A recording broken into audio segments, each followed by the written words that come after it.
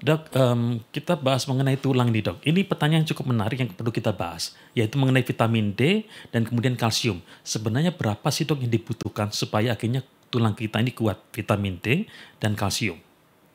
Ya, dua-dua itu bahan penting pembangun tulang.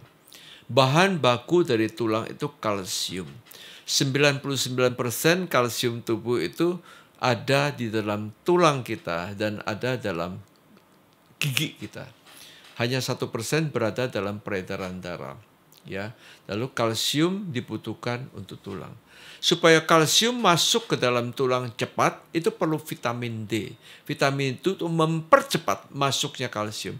Supaya cepat dulu buka pintu, supaya bahan bakunya, bahan bakunya masuk dalam tulang. Jadi tulang semakin kokoh, ya.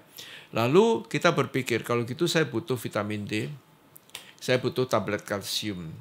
Bagi orang yang sudah menopause, seorang wanita, itu butuh dua-duanya. Kasih kalsium, vitamin D. Biasa dosis tidak perlu besar. Kebutuhan satu orang.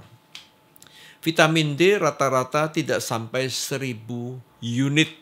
1000 unit vitamin D. Kalsium rata-rata tidak lebih dari 1000 miligram kalsium.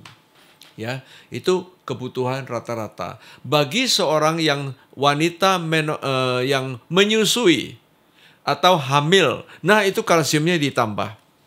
Perlu tambah sampai 1300-1500 miligram per hari.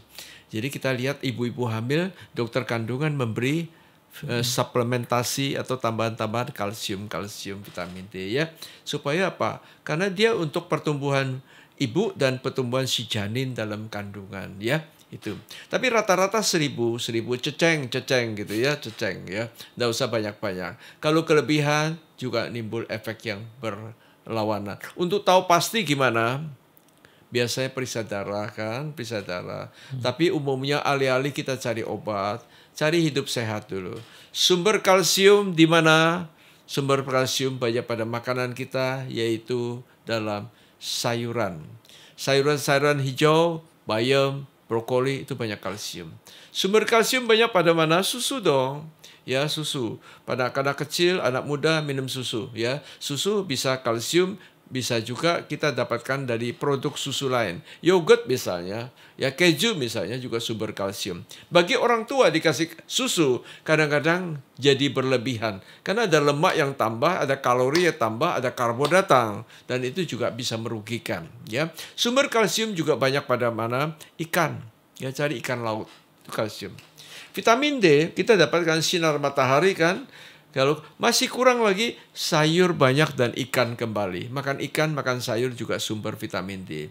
Jadi tidak usah buru-buru minum obat dulu, kecuali Anda sudah menopause.